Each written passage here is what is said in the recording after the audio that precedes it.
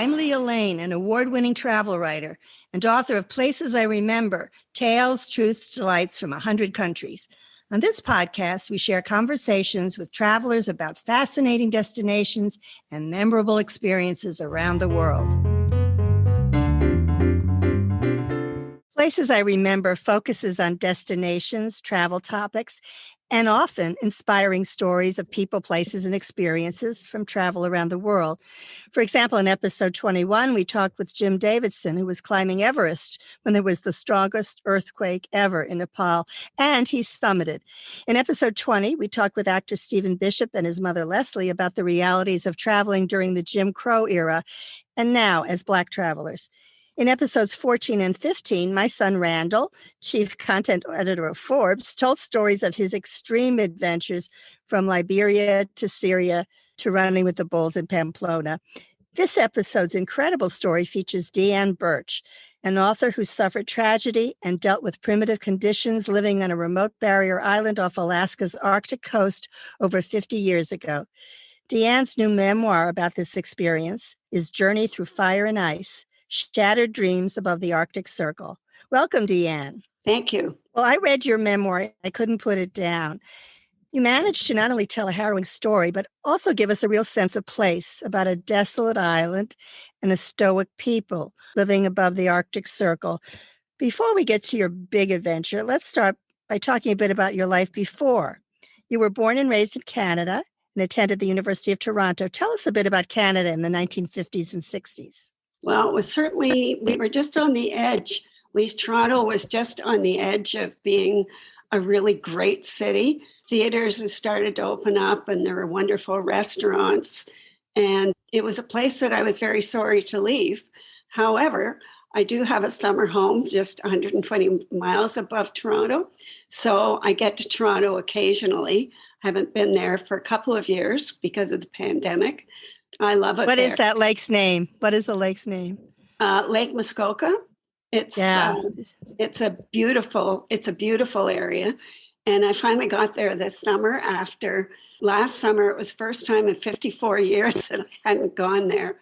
So this summer, it was definitely a treat for me to get there and be part of my friends and my life up there. Is it still as beautiful as you remembered? Absolutely. Absolutely. I mean, I probably thought it was even more beautiful because I hadn't been there for a year. But yes, and my friends were all there. Right. It was an incredible experience just being there. Some of the things you mentioned I relate to. You had a long honeymoon in Europe, and in the book you mentioned some of your favorite places that you remember on that trip and how it affected you. Can you share a couple of memories of your honeymoon and tell us about it? I guess really I have so many places that I loved when we went on our honeymoon, probably, which isn't even mentioned in my memoir, was going to Norway because I had a friend that lived there and she lived on a moose. She and her husband owned a moose preserve. So we had the most wonderful moose for dinner one night. It tasted so much better than roast beef. Really? And it was just a treat being in Norway. I loved all the places we were. I think probably because I'm of Scottish descent, I loved Scotland and I would love to go back there. Well, I hope you do. It's all those places you're talking about are beautiful. Your memoir focuses on the summer of 1964 when you were 23 years old and you accompanied your husband, Tiger, to the remote Inuit island village of Kavalina, Alaska. Tiger was conducting a study of the people there, and you, Deeanne, were a city girl. You write that you're unprepared for what you were about to experience. You wrote that you thought you would instinctively adapt to this difficult way of life, and you seem to think that love would conquer all. How did that work out? It didn't. I think I thought that when we went up there that we were going on an adventure together. And he was so immersed in his work that I found it very difficult to really adapt. And also, of course, he wanted me to do everything that we call them now Inuit, but at that point we did refer to them as Eskimos. And they even referred to themselves as Eskimos at that point. But he wanted me to do everything that the women up there did. I had to cut up the seals and render the blubber into seal oil. had to dry the fish and clean and cut up and dry the fish. Basically, I did everything that the Native women did. And I tried to adapt. It was very difficult because they were always very suspicious of white women who came to the village. Tiger said that they were so used to women saying that they were dirty and, just lived in little shacks. And I guess in a way that's true. Their houses were very small, very small. They were all one-room houses, with the exception of our house. I felt that perhaps I was the lucky one. I was living like a queen compared to the rest of the villagers. Well, you wrote in the book of Waking Up from a Dream, colors of Catalina were an echo of my life there. The grays mirrored my loneliness and isolation. The soft whispers of pink mauve offered my fragments of hope. What are some of the reasons that, beyond what you said, that it didn't work out? The difficulty, for example, of going back home. You wrote there were 4 plane trips to get home and no phones, and the news came by mail every 10 days. Did that really affect you every day? You thought about that kind of thing? Well, I think I was really lonely. I missed my family. My first niece was about to be born, and I had been asked to be godmother, but I had to turn it down because I didn't think it was fair, because originally we were going to be away for 2 years, and I just didn't think I could be a good godmother to her. So I turned that down. And I just missed being at home. It was very difficult being in a culture that I knew nothing about. And yet I think gradually I began to adapt to the culture. I know it was difficult. Just as I was really adapting to the culture, of course, my husband, then the tragedy hit. Well, we'll talk about that in a minute, but I was reading, you were having situations that most of us can't imagine. There was no plumbing. There was no running water, and electricity wasn't available in your home. So give us a few specifics about that. What was that like? The plumbing was a little difficult because we had a shack.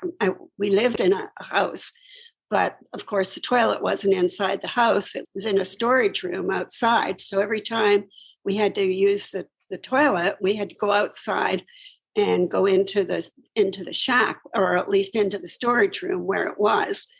And that was a little difficult because, of course, you had to put on your parka to get outside. You're right that it's 30 below Fahrenheit sometimes there. Sometimes it wasn't that cold, but a lot of the time it was. So living without plumbing for me was very difficult. I was kind of a modest person. It was just a very difficult thing. Living without electricity was probably more difficult for me because when Tiger wasn't home, I had to light the kerosene lanterns. And as a child, I had always been terrified of fire. For some reason, I used to dream that I was in the lake and I was surrounded by fire. I don't know whether it was a premonition of what was going to happen in my life, because, of course, we did end up in that kind of a situation in a way. I would put off lighting the kerosene lanterns as long as I could because I was afraid that I was going to get burned by the kerosene lantern. Right. Now tell us about some of the foods you ate that you had to eat while you were there. Actually, we did eat a lot of canned food.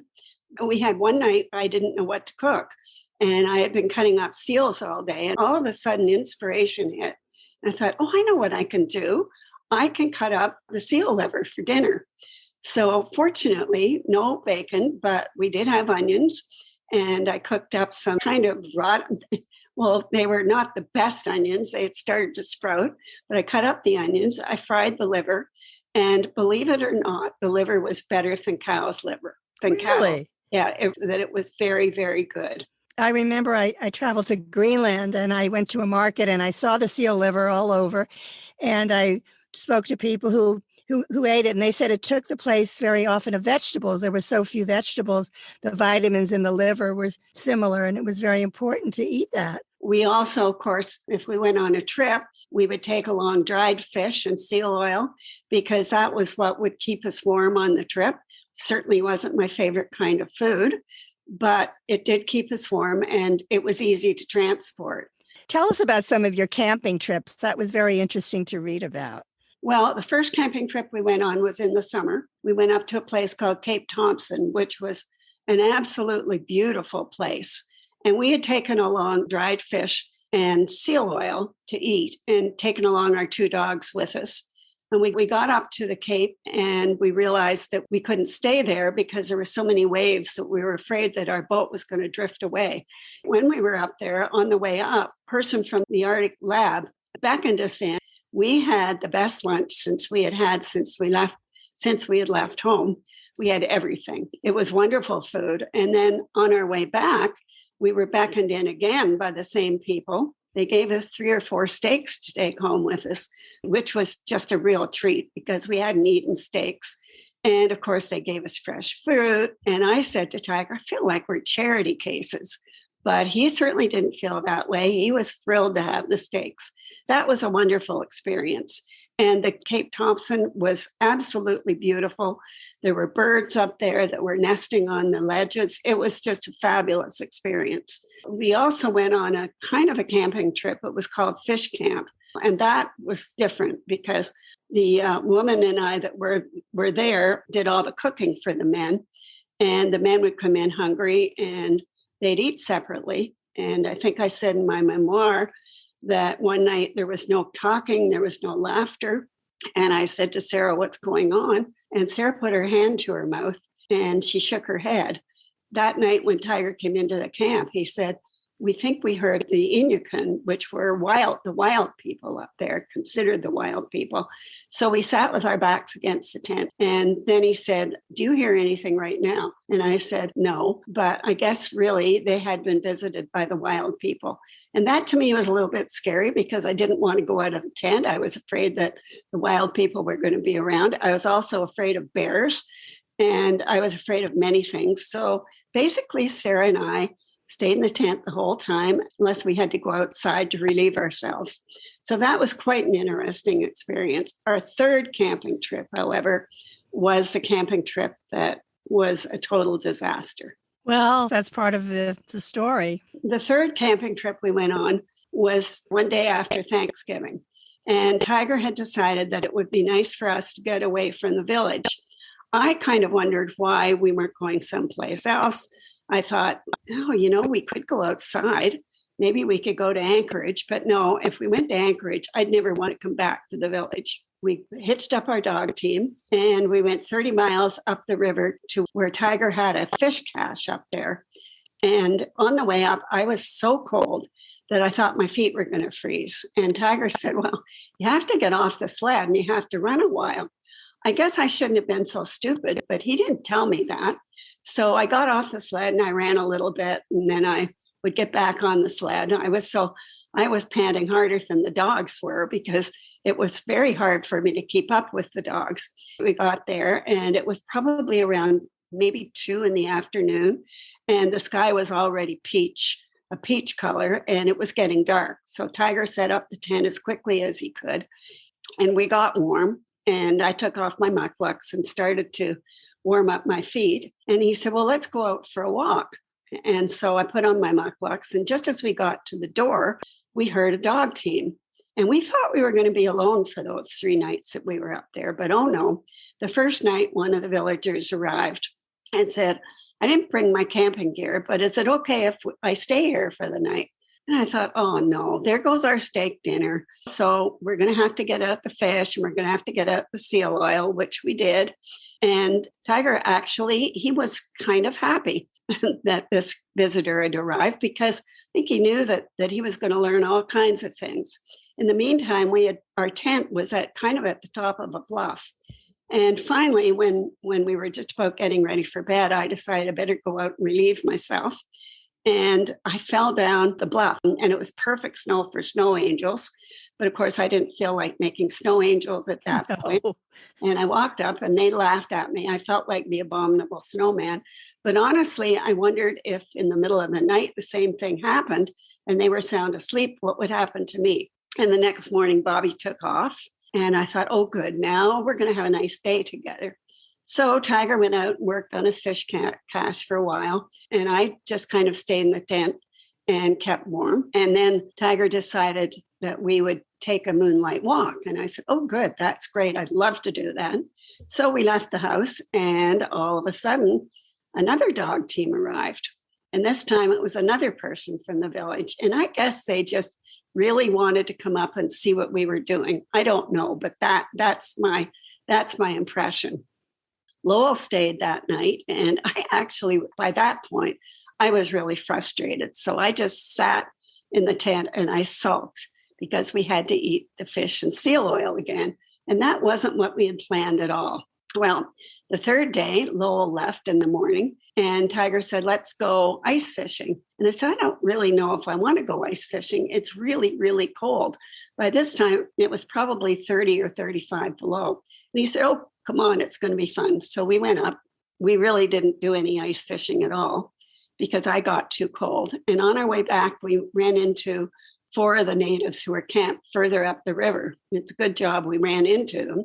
Tiger talked to them for a while and he asked them if Lowell or Bobby went up. And they said, nobody's going to visit your campsite tonight because it's going to be too cold. In fact, we almost decided to leave, but we're staying on for a few days. So Tiger and I went back to the tent and he tried to turn on the Coleman stove and the stove was plugged. By this time, I think it was probably maybe around 6 at night. So we worked for an hour trying to fix the stove and he couldn't fix the stove. So we said, well, we're not going to survive the night. So what I'm going to do is we had another little tent with us. He said, I'm going to make a teepee out of the tent and we're going to be fine. We'll just light a fire in the teepee. And he said, but whatever you do, don't let your arm or you don't let your foot or whatever it was go into the teepee. So he's standing there and his foot goes into the teepee. And of course, our tent burned up and it burned up all around us and we were left with nothing. So he said, well, we're going to have to go upriver. It's the only way we're going to survive. And so we started to load the tent and all of a sudden my knee went out on me. And that had not happened to me since high school. I couldn't believe that would happen. Poor Tiger had to load me onto the sled with sleeping bags on top of me to keep warm. And we hoped that we would find the way up there. And for a while, we knew we were on the right trail, but all of a sudden we realized that we had lost the trail. Finally, we got on the right trail again. And we did arrive at the natives' campsite. And they didn't even wake up when we got there. We just kind of climbed over the beds and put our sleeping bag down, went to sleep. But the next morning I woke up and I was so sick. So we had to stay at the campsite until we could go home. And our trip home was sort of interesting. All of a sudden, a wind blew and the dogs were being pulled across the sheer ice. And finally, we made it to the other side. And I was never so glad in all my life to see the kerosene lanterns that were flickering. I almost wondered if it was a dream at that point. But we got home and one of the women came over to see how we had survived the camping trip. And of course, she saw I was freezing cold. So she said, I'm going to pull up my parka and my dress. And so she put my feet on her belly to keep me warm, which was another way, I guess, that the natives survived. I also learned later that they buried themselves under the snow to keep warm and had a little air hole and hoped that somebody would come along and rescue them. I couldn't have done that. Well, a few days later, a real disaster struck, and you had the ice part for the first disaster and the fire part for the second, which you want to talk about? Well, I guess it was 6 days after our fateful camping trip, which we really did think it was fateful. We were sitting around and I was getting ready to cook dinner. And I really thought that I was holding Tiger back. And I talked to him a little bit and he said, well, for a while, I think you were, but he said, you survived that camping trip so well that I think you could survive anything at this point. And so then he said, do you want to go to Anchorage after Christmas? Oh my God. I was so excited. I couldn't believe that he would want to take me to Anchorage. And I was busy fantasizing just what our trip was going to be like. I then told him that it was time to have dinner. And I was still fantasizing about it when he tried to light the Coleman lantern and the fumes blew up in his face. And he got me out of the house. He obviously went back in to save his notes. But his rendition of the whole thing was that he ran in to save his notes and he ran through a wall of fire with his hands over his face. Now, I know in my heart of hearts that he was burned initially when that fire blew up in his face, because when his hands were very badly burned and his ears sloughed off. So unfortunately, of course, we were without medical help. So finally, I stood outside and I screamed. I didn't know what else to do. I think I was in my stocking feet and I just stood there. I was frozen to the ground and I screamed. Finally, a young kid came along and he ran to get help. And there was so much smoke in the house that they had to go back to the armory and get gas masks in order to get into the house. In the meantime, I had run around to the back, really not thinking, because I could have possibly started the fire again. I had known when I was outside that if I went in, that probably the whole house would burn down. I don't know how I knew that. Maybe it was just gut instinct. I could see Tiger through the window and I knew I had to go in. I just knew I did, even though the room was so full of smoke. I ran in and I wondered if he was dead. And I think he was waiting to die when the men took him out of the building.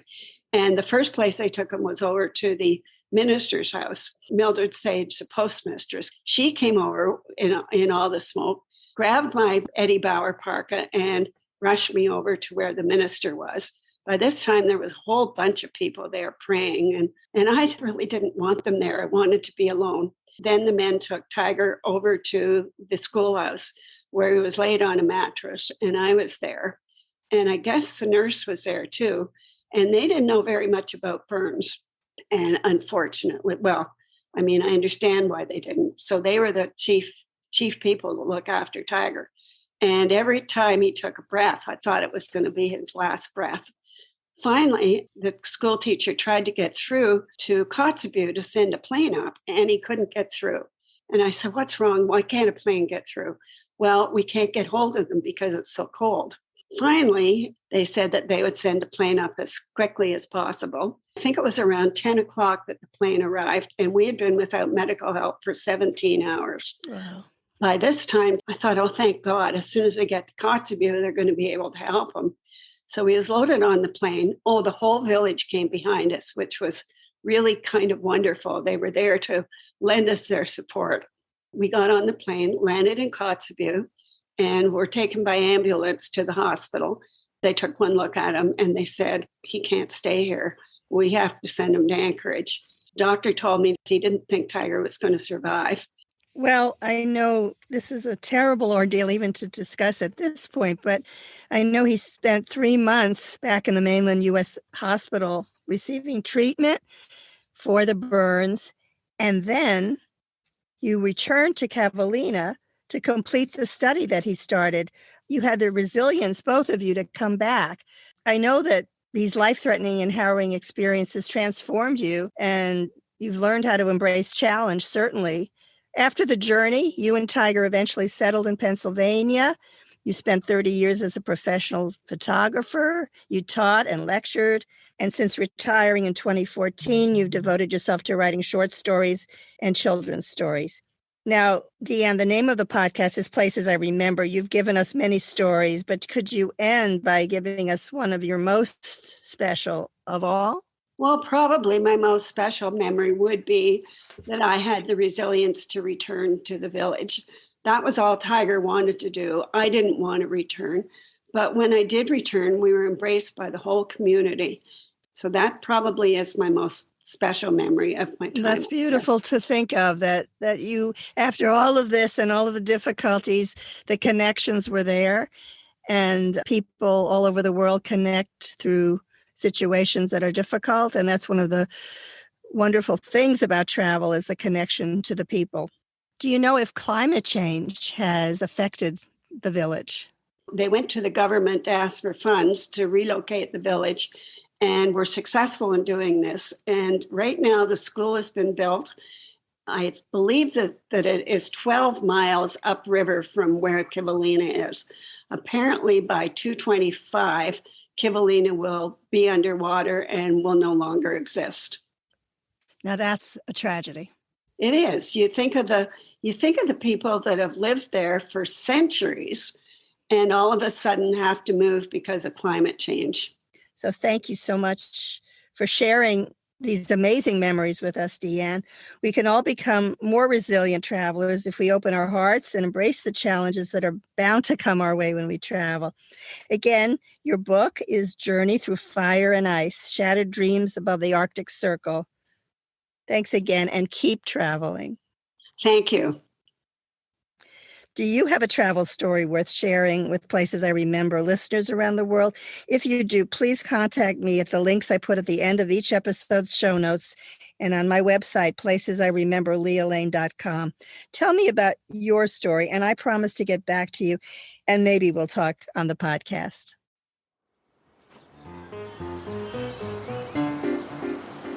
Thanks for listening to our award-winning podcast. We've recorded over 100 episodes of Places I Remember, so follow us on any podcast app. And new monthly episodes are also on YouTube with gorgeous video. My book, Places I Remember, is available in print and Kindle, and I read the audio version. Follow my travel writing at Forbes.com. Contact me at the links in the show notes or on my website, placesiremember.lealane.com, and keep making your own travel memories.